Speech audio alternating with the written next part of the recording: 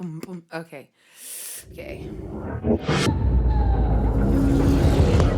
This is Bridges for Music.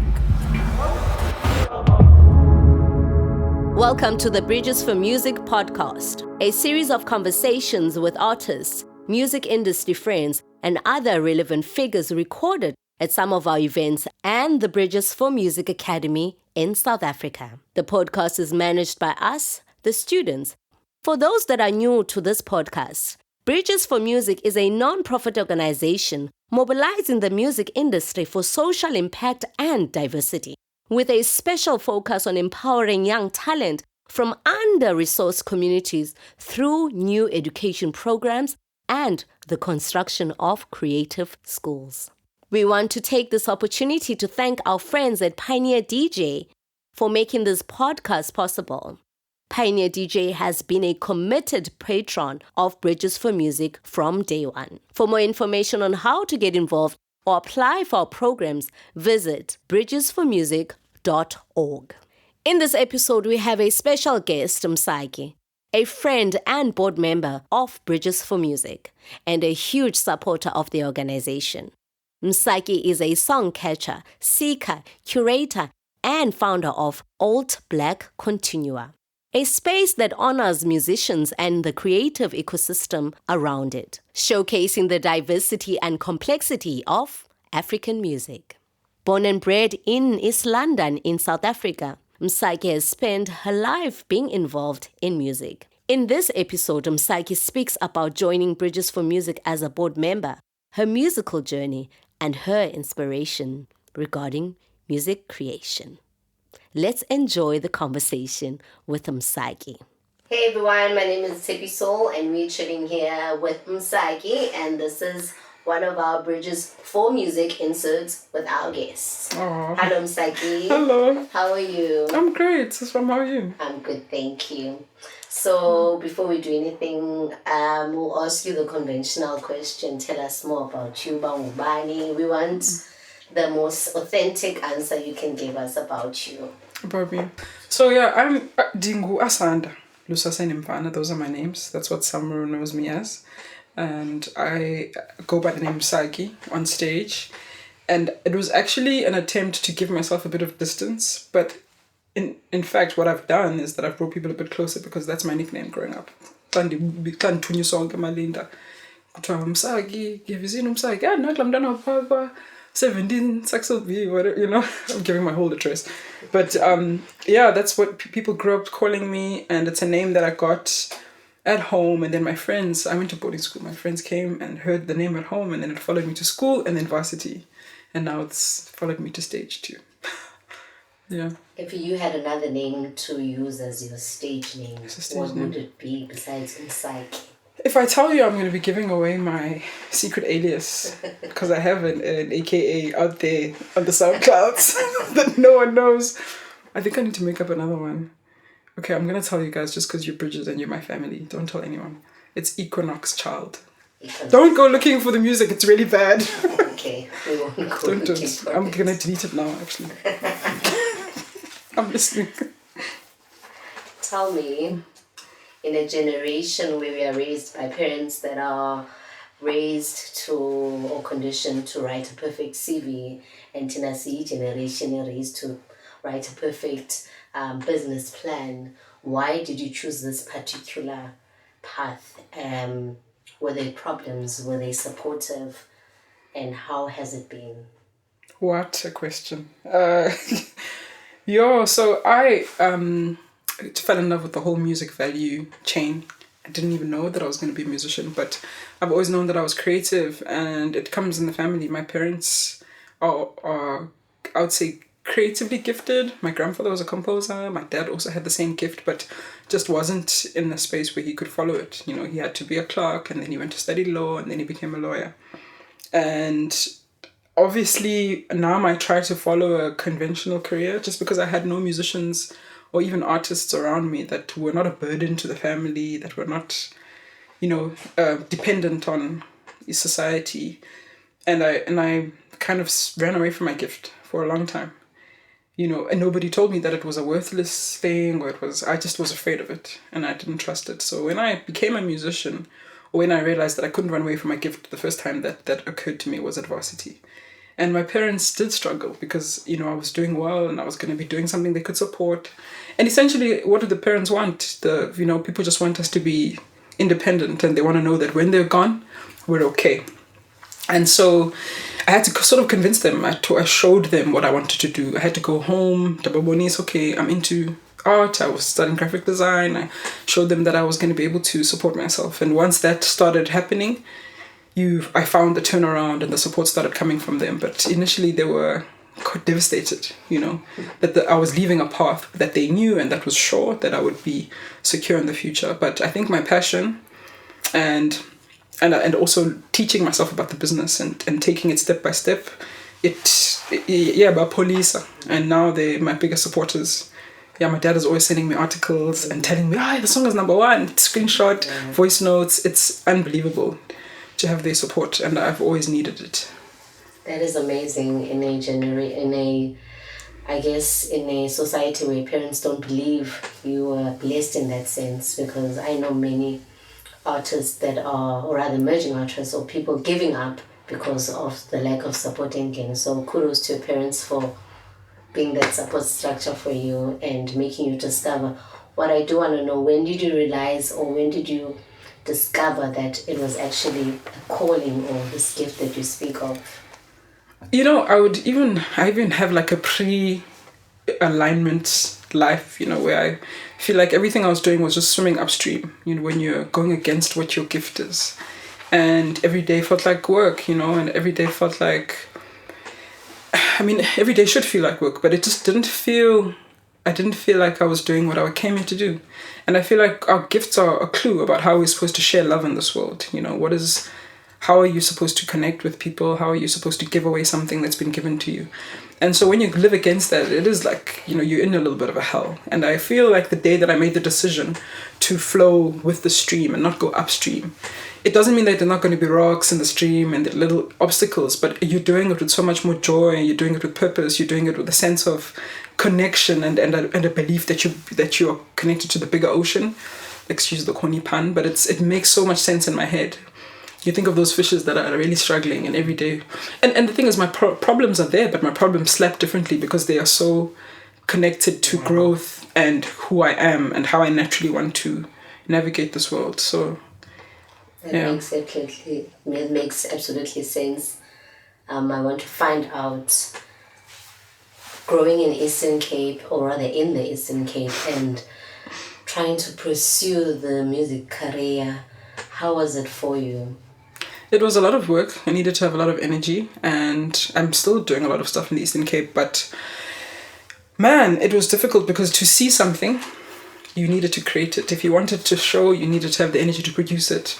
And there were too many, there are too few shows, there are too few spaces, and the income streams are few and far between. And, I found myself having to answer and go to the places where the work was coming, and we can't avoid the fact that the media center is in these spaces, Johannesburg, Cape Town.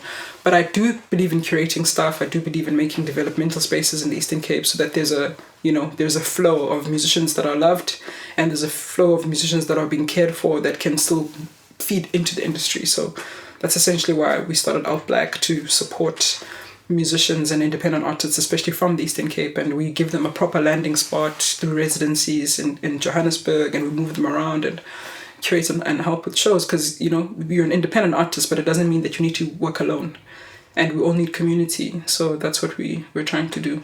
And the Eastern Cape is literally like the breeding ground for all of this talent in the country, and it's sad that we can't actualize there, but we also have to be real about how the industry is set up.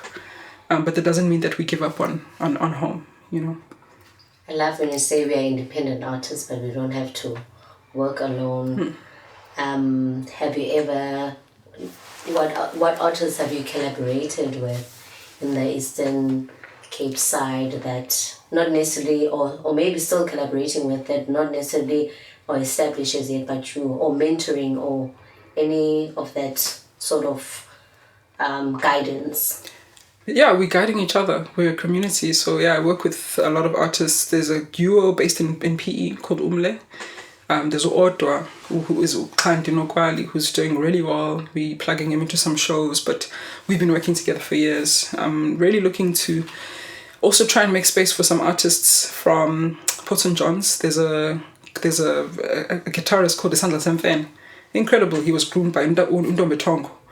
And he's got his own band, and he's incredible. But, it's just the landing spot and the opportunities. And, people like that, once they're seen, they go into a gig circuit immediately because they get booked because of the excellence, So the same thing is happening to Umle, Vinnie Mac as well. He's a blues musician from East London. We've been writing together for about 10 years. And there's an ecosystem that's starting to slowly build, and we're just trying to support each other. That's amazing. Speaking of support, I want to get into mental health a bit. What is your firstly, I want to know what's your coping mechanism when it comes to dealing with social media or being viewed as a celebrity. It doesn't necessarily mean that you view one as yourself, or you view yourself as one rather, but how do you cope? What is your coping mechanism? I try to keep short accounts with my emotional space.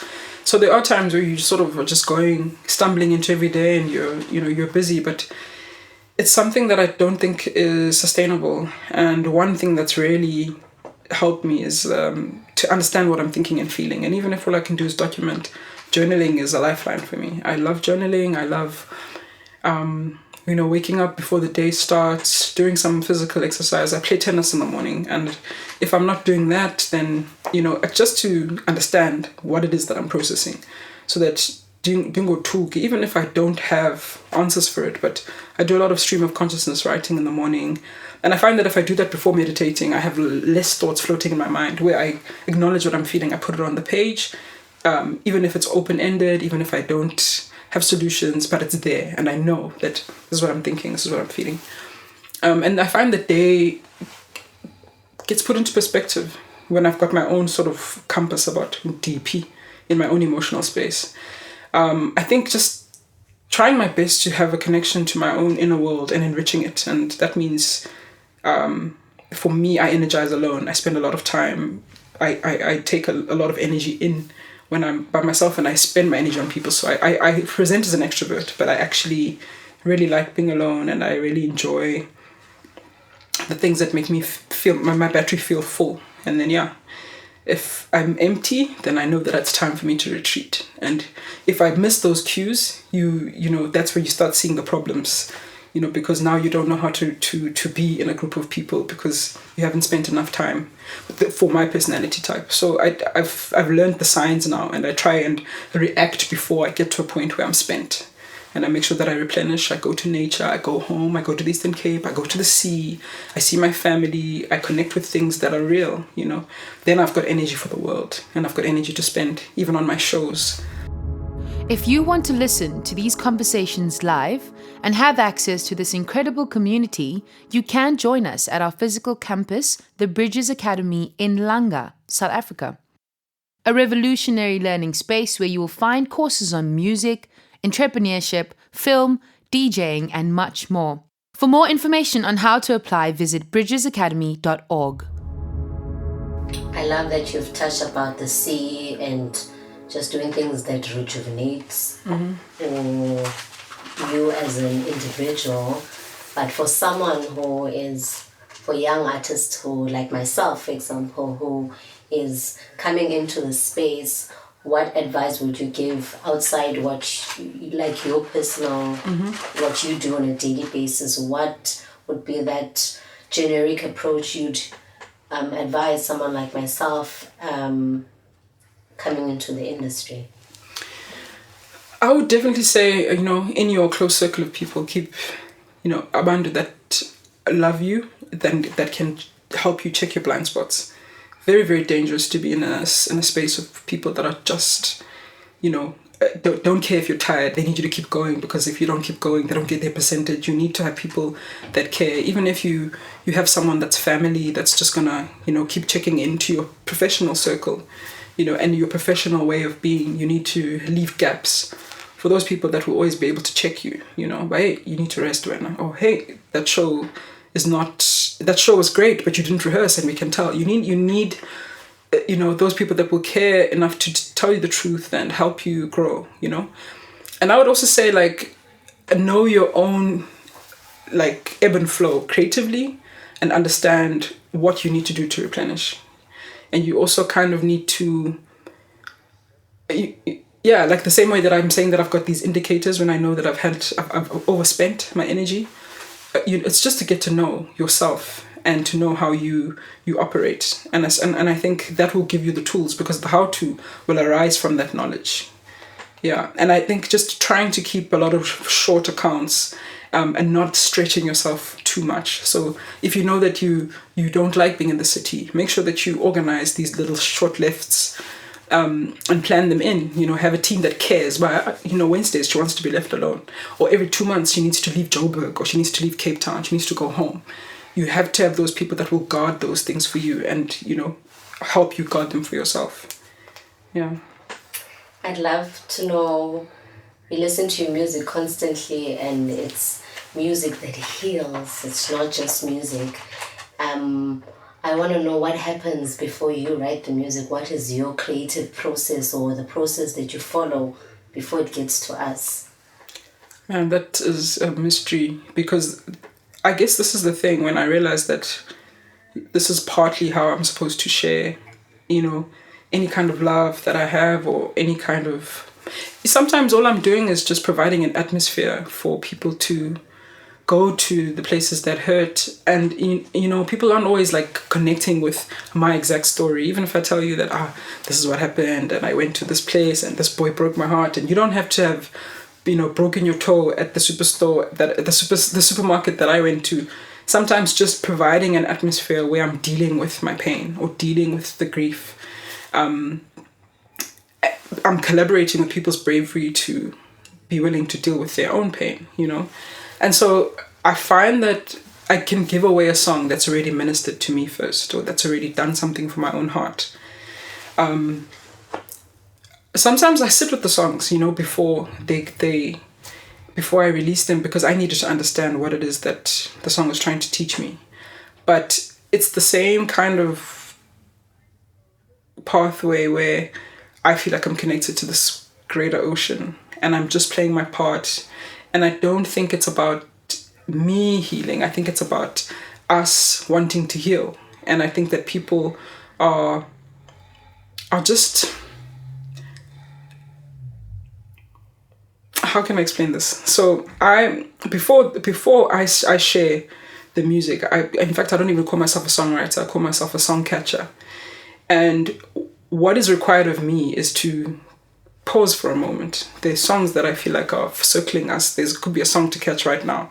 So if I feel connected to my inner world, it makes me feel like I'm connected to the universal song. So it feels like walking into a library and borrowing a song from the universe and saying, okay, here it is.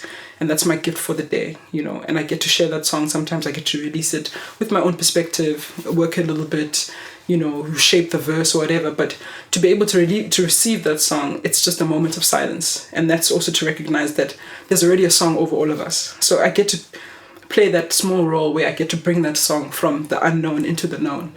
I don't know if that makes sense, but it's not it isn't about me. I'm a pivot and I'm a conduit and I'm moving the message around, but and obviously I'm doing it with my own filters and my own shortcomings, and that's why I'm saying that sometimes a song is here to teach me first before I know what it is that I'm sharing with the world. Yeah. I know you've written a number of songs, or you've caught a number of songs. I've caught some. You've caught a number of songs, but what is that song that when you listen, it feels like you're not even listening to yourself? There's a song that I feel like I didn't write. I felt like it was a gift from my grandfather. It's called Imvama Ziyabona. I'm still unfolding the poetry, and iti apho siyakhona imvama ziyabona ncambezela nawe sizodibana khona ndakubona uphila phakathi emfazweni. I hear what they say kamnandi sithandela wena. It was just like a song that just arrived, fell on my lap, 4-part harmony, 3 o'clock in the morning, no work. I just heard it and didn't change it. And I sometimes feel like those things happen. Sometimes artists even catch the same song, and then they fight each other. They think that one has stolen something. But I don't feel like I wrote that, and I think what I'm finding out as I write more songs, that there's one thread, you know. I think I'm an encourager deep down. I'm definitely an empath, and it comes out in ways, you know, in the way that I live, but also the music. I like to encourage. I think one of the things I want to be good at is encouraging, and I think that's my thread. Even when I'm making songs in 20 years' time, I hope that the underlying register of it will always be encouragement. Even if we're going to the places that hurt, we come back up for it together, and we move with the same song. So hopefully I'll sing the same song for the rest of my life. Amazing. All right. I wanted to know, what do you think of our school curriculum's music mindfulness and entrepreneurship? Yeah, I connect with this place with my entire being. I've started my own label because I fell in love with the behind the scenes, and I wanted to understand how to save or how to keep the soul of the song from inception, you know, when I'm in my room and in that journal, to how, you know, and how do I give it to the people as purely as possible. So that value chain is based on that, trying to protect that song. And that means, you know, if it goes into a building where it's not valued, if it goes into a building where I must change my casing and look different and speak, you know, those things start to compromise the soul of the song. So in terms of music business, that's what drove me to want to learn about what is going on, so that I could find an integrous path to share as a creative. The mindfulness, I mean, I love the space that you guys have created here. I love the fact that people are looked at and fed holistically. I love the fact that the space inspires creativity, and it's looking at the individual and encouraging everybody's personality and skills to come out. So I connect with every fiber of this place's being, and I hope that, you know, there can be a contribution that, you know, we can really cross-pollinate and grow together. But I'm just so happy to be part of the Bridges family. What made you to decide into getting, rather what I'm trying to say is, what made you decide to become an independent artist? It goes back to the same point. I really think that the audience is intelligent, and people can sense the posture of heart, how something was created. They can also sense how it's treated once it's created, and the state at which it gets to them, you know. And it's respecting that intelligence and wanting to protect that. So the independence was also to have the power of creative autonomy. You know, I knew that what I wanted to say, I knew what I stood for, but I also wanted the freedom of creative association. I want to work with the same directors and the same photographers and the same graphic designers that were giving me posters for free when I couldn't afford, you know, the bartering. It's to uplift the same community. I wanted to be able to build my community. And I used myself as a case study because I knew that whatever I learned about my independent journey, I was going to, you know, capacitate a team to support my friends. You know, it was happening organically, and all I did was formalize it, you know, through Outback. It's just trying to make sure that we support the people around us in a way that values their craft. Yeah. And what has been Msaki's biggest challenge? Yeah. My biggest challenge, I think, has been making sure that I have time to make sense to my community. You know, sometimes you get caught up in the business, and you get caught up in answering where you're called because they have a budget, or they're calling you because they, you know, something is popping and the song is trending, and making sure that I have time to pause, and that I've got time for my family, and I've got time for my kids, and I have time to, you know, worry about the things that are stressing my community. And luckily I've instilled that in my team. So as I grow, there'll be people that know that we want to make time for those things. We're not just going to be chasing the checks.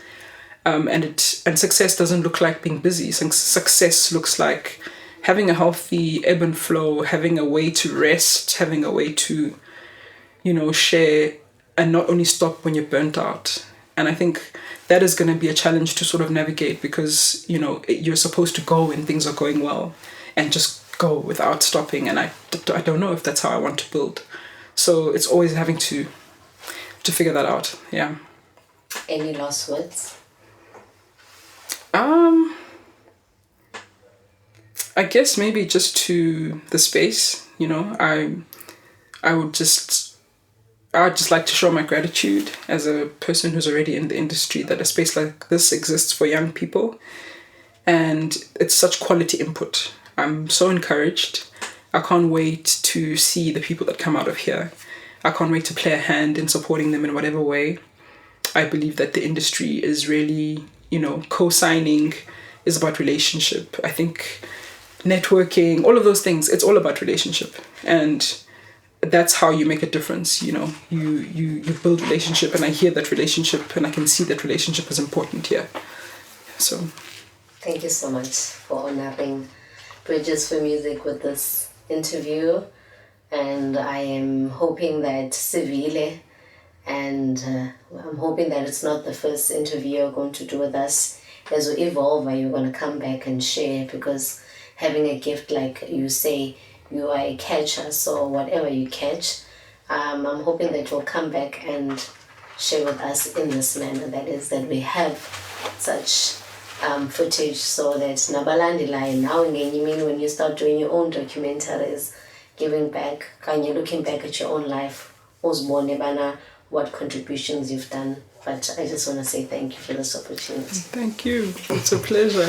So anyone that would like to join the Bridges Music Academy, I would 100% encourage you. This is a space that cares about you as a person. And, the byproduct of who you are as an artist is obviously there's input, but I don't think it's the only thing that's cared about here. I would say, come here to give as well. And see what you can exchange with the space. And I hope that whatever it is that's in your heart and whatever dream you want uncovered here, I pray that it's protected, and I pray that it is iphuhliswe. Yeah, I hope that it multiplies here. Thank you for listening. I hope you enjoyed this podcast as much as we do making them. Remember, if you'd like to attend any of these workshops live, enroll in any of our upcoming programs. To support the work we do, you can find more information on bridgesformusic.org. Please don't forget to subscribe, as we'll be bringing new inspiring conversations soon. Until next time, keep safe.